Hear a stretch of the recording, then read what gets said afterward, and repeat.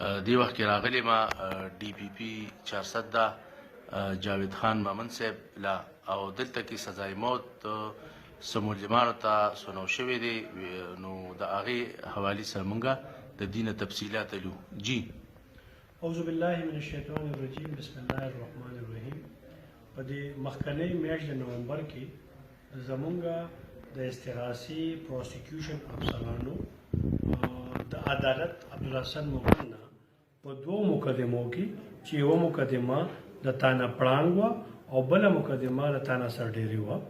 دواړه د قتل مقدمې وي په هغې کې د پولیس د ښه تفتیش پروسیکیوشن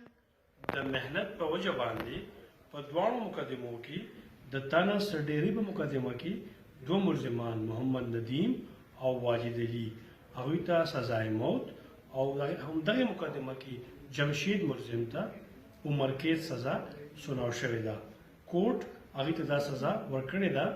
دا د 50 کې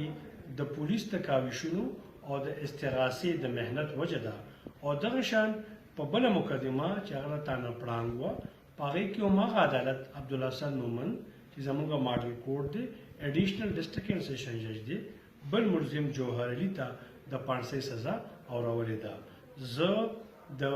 400 پولیس او د 400 استغاثه پروسیکیوشن د دوی بابت کې خپل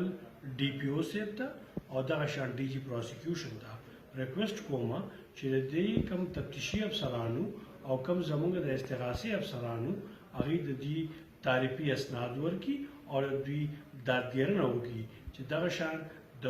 جرمونو مخنیوی وي او